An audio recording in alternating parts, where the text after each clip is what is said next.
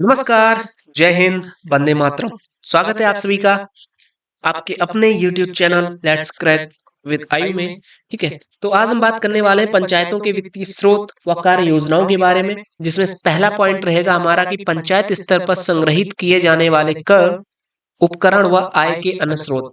इस पे चर्चा करेंगे। ठीक है, लेकिन इससे पहले कि मैं आगे बढ़ूं, भाई, जैसा कि सारे बोलते हैं, चलिए मैं नहीं बोलूंगा। ठीक है। बाकी अगर आपने हमारे जो मैंने इससे पहले दो टॉपिक जो थे, टोटल आपको देखिए जो पंचायती राज व्यवस्था है वो उसमें बेसिकली सरकार के द्वारा जो कह सकते हैं कि सिलेबस दिया गया था उसमें टोटल 5 टॉपिक उन्होंने दिए थे। 5 में से मैं 2 प्रॉपर पूरे कंप्लीट करवा चुका हूँ। ठीक है, अगर आपने वो वीडियोस नहीं देखे तो बेसिक यार प्लेलिस्ट पड़ी होगी। ठीक है, तो प्लेलिस्ट में जाके या चैनल पे जाइए, चैनल में प्लेलिस्ट पे क्लिक करना आप। ठीक है, प्लेलिस्ट में जाके पंचायती राज करके प्लेलिस्ट बनी होगी, उसके अंदर सारे वीडियोस पड़े हुए हैं पंचायती राज से संबंधित जो अभी तक मैंने करवाए हैं।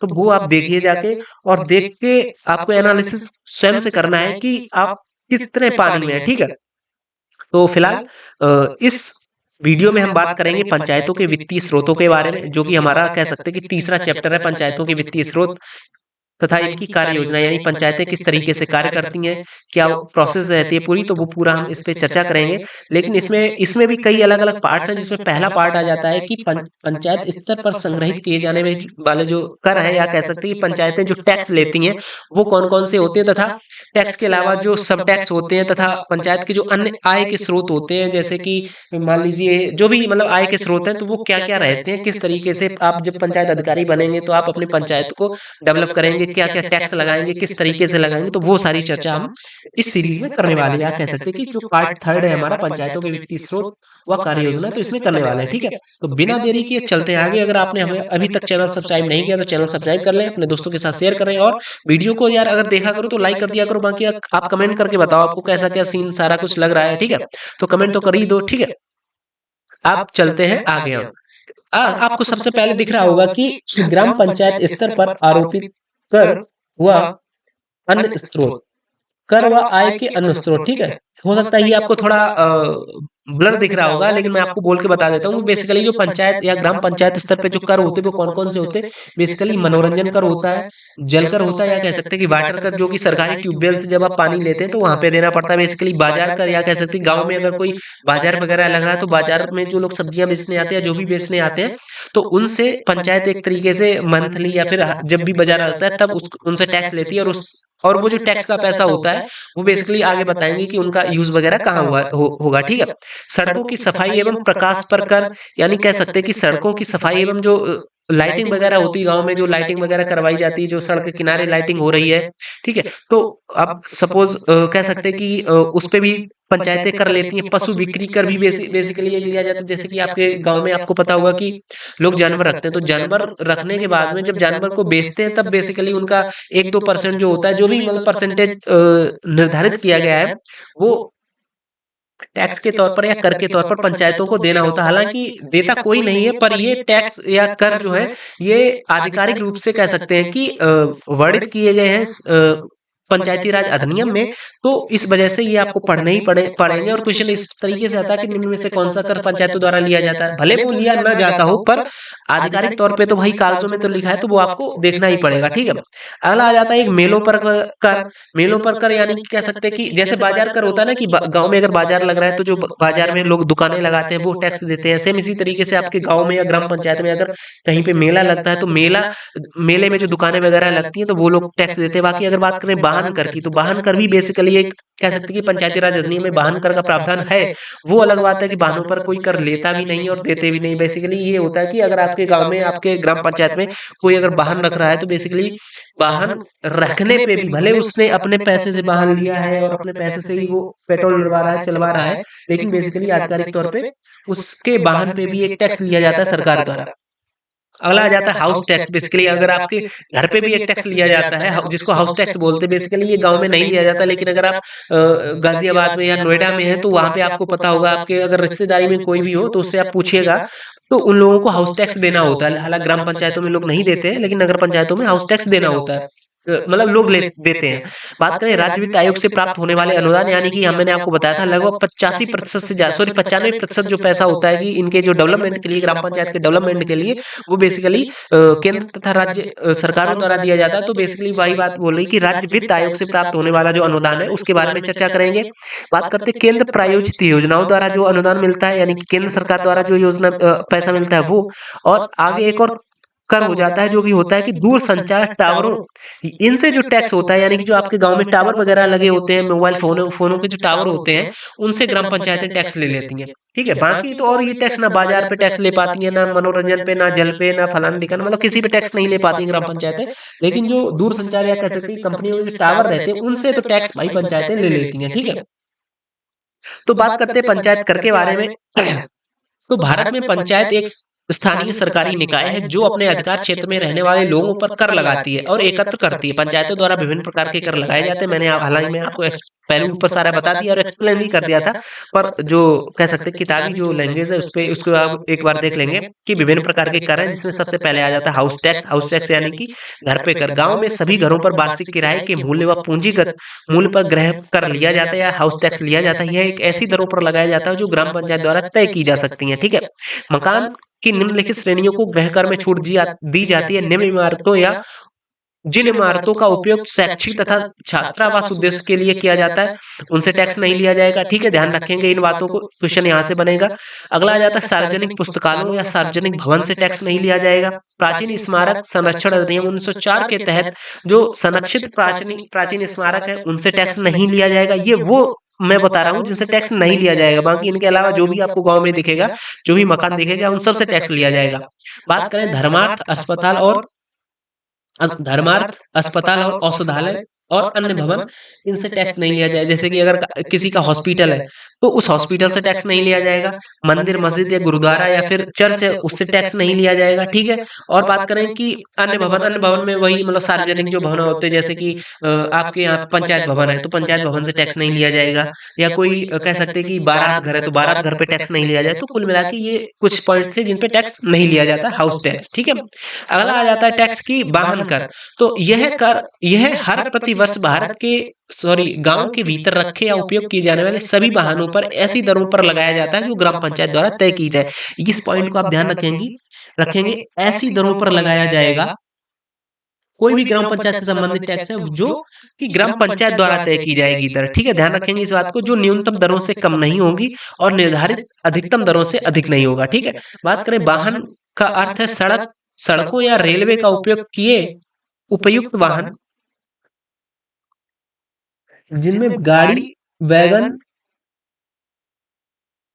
व्हील ब्रो या रिक्शा शामिल है। यानी कि कह सकते हैं कि उन वाहनों पे टैक्स लिया जाएगा जैसे कि अब जो कि सड़कों पे चलते हैं। ठीक है, और कह सकते हैं जिनमें जो बेसिकली गाड़ियां आती हैं, गाड़ी है या व्हील ब्रो है या फिर वैगन। हालांकि वैगन व्हील ब्रो मुझे समझ नहीं आया। कुल मिला के कह सकते हैं आप, जैसे कि आपके घर में फोर व्हीलर है, उसको आप बुकिंग में चलवा रहे हैं तो उससे टैक्स लिया जाएगा। ठीक है, आपके यहाँ पे ऑटो रिक्शा है, रिक्शा आप चलवा रहे हैं, उससे पैसा कमा रहे हैं तो उससे टैक्स लिया जाएगा। आपके यहाँ पे बस है, बस को आप कह सकते हैं कि पब्लिक ट्रांसपोर्ट में चलवा रहे हैं, जो बोला जाता है कि कई जगहों पे भी मतलब जो प्राइवेट बसें चलती हैं तो प्राइवेट बसें आप अगर आपकी चल रही तो उससे टैक्स लिया जाएगा। ठीक है, तो कुल मिला के ऐसे वाहन जिनसे आपको आय प्राप्त होती है तो उन वाहनों से कुल मिला के आपको टैक्स लिया जाएगा। ये होता है वाहन कर। ठीक है, बात करें अगर शौचालय कर के बारे में, तो पंचायत द्वारा साफ किए गए निजी शौचालयों या परिसरों से संबंधित इमारतों में कब्जेदार या मालिक द्वारा देय शौचालय या रख रखाव कर। यानी कि जो आपके गांव में शौचालय होंगे, जो सरकारी शौचालय होते हैं बेसिकली, या अगर प्राइवेट शौचालय भी है, ठीक है, मतलब कि जो लोग बनवा देते हैं ना, मतलब सड़क के किनारे, ठीक है, मतलब किसी की याद में जो भी है, तो फिर उनका जो रखरखाव है वो ग्राम पंचायत अगर कर रही तो ग्राम पंचायत का एक व्यक्ति आएगा जो मतलब कि कह सकते हैं सफाई कर्मी होगा, वो उसकी सफाई वगैरह करेगा।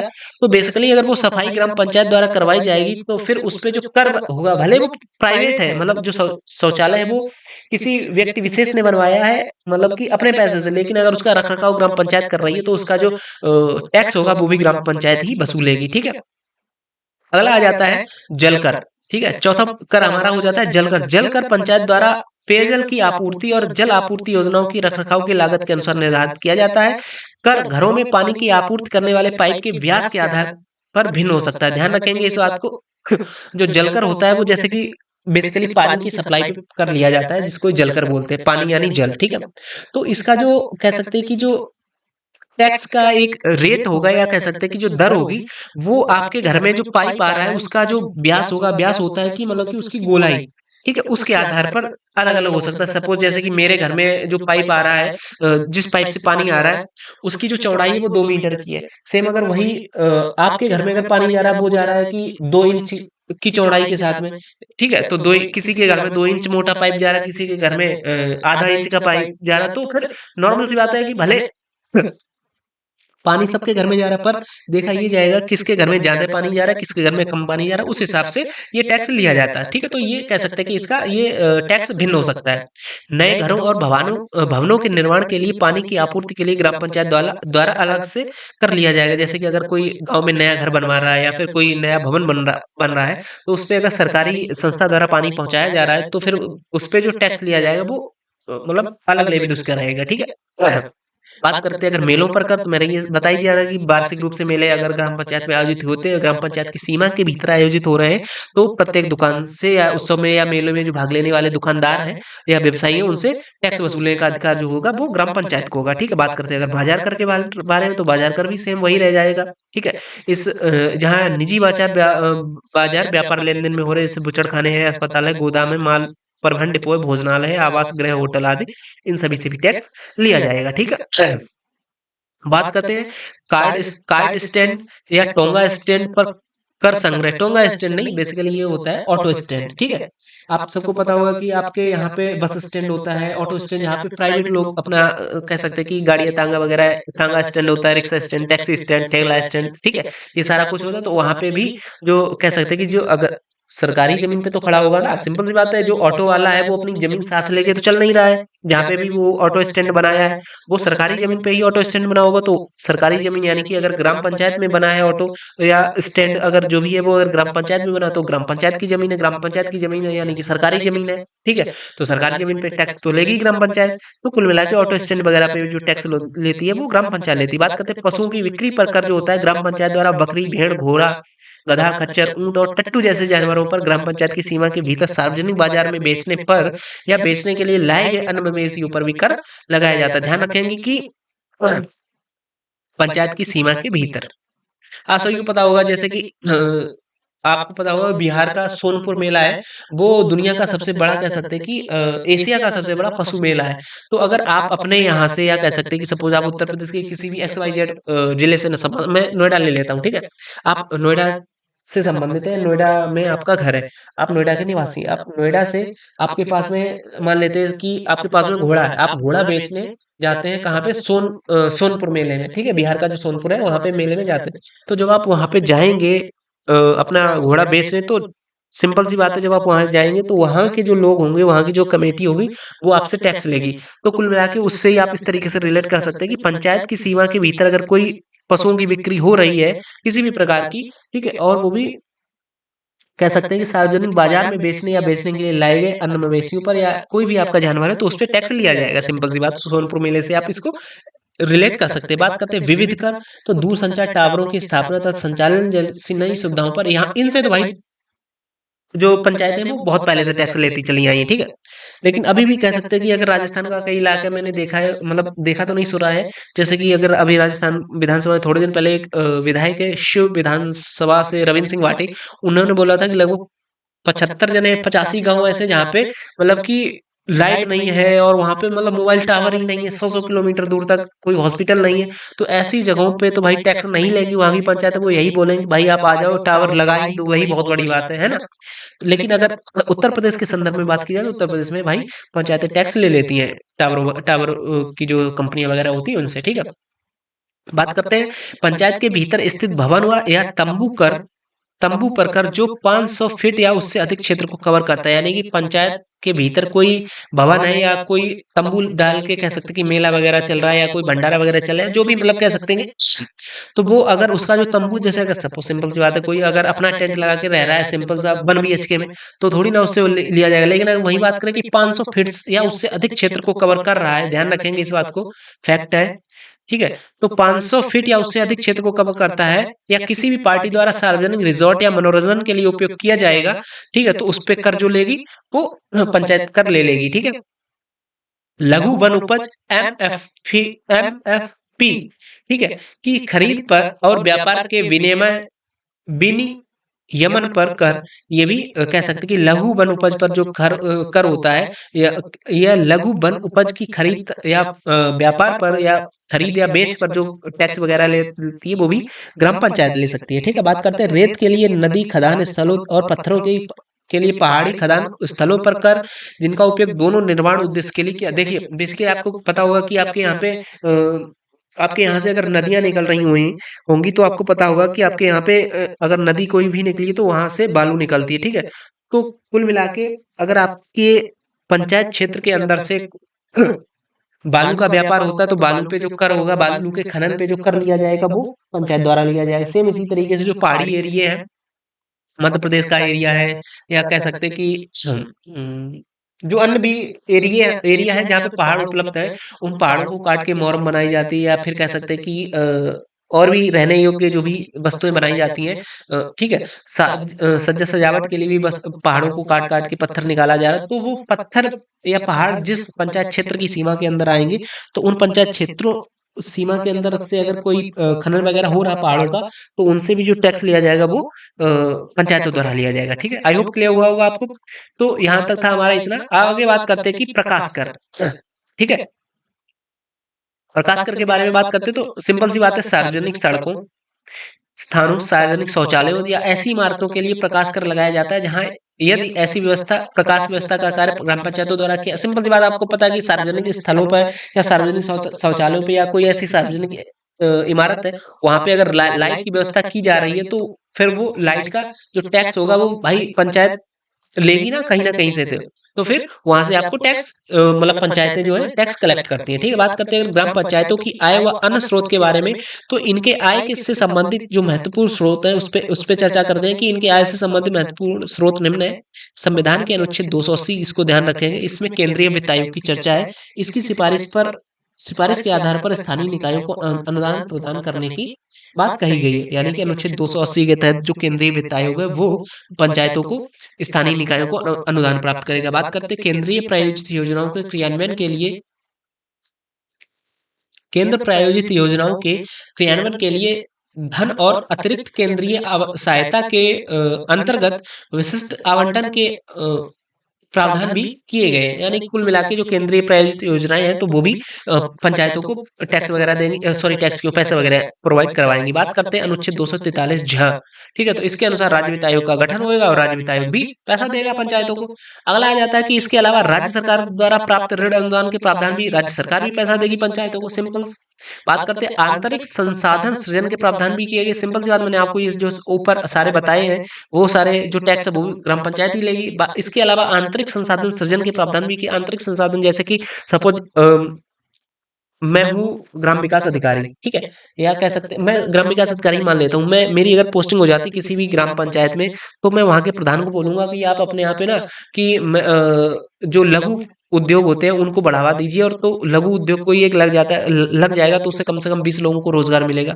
तो 20 लोगों का रोजगार भी मिला 20 लोगों को, तो उनको आप सैलरी भी दे पाएंगे। इसके अलावा जो एक्स्ट्रा इनकम हो रही है उससे मतलब कह सकते हैं पंचायतों के कार्य में लगाया जा सकता है। तो वो आंतरिक संसाधन हो गया, ठीक है। तो वो मैंने सृजन करवाया तो उससे जो पैसा है वो पंचायत के विकास कार्य में लग गया। आगे चलते कि राज्य सरकारों के लिए है अनिवार्य किया गया है कि वे पंचायतों को कर और गैर कर राजस्व की वसूली के लिए सक्षम बनाने हेतु कानून बनाएंगे, ठीक है।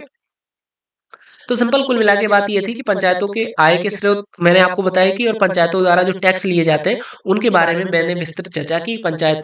पंचायत स्तर पर संग्रहित किए जाने वाले कर, उपकर व राज्य के अन्य स्रोत, सॉरी आय के अन्य स्रोत, इस वीडियो में मैंने विस्तृत रूप से चर्चा की। आपके एग्जाम में अगर क्वेश्चन बनेगा तो इससे बाहर बिल्कुल भी नहीं जाएगा, ठीक है। तो आई होप आपको क्लियर हुआ होगा। मिलते हैं आपसे नए वीडियो में जिसमें हम बात करेंगे राज्य वित्त आयोग के बारे में, ठीक है।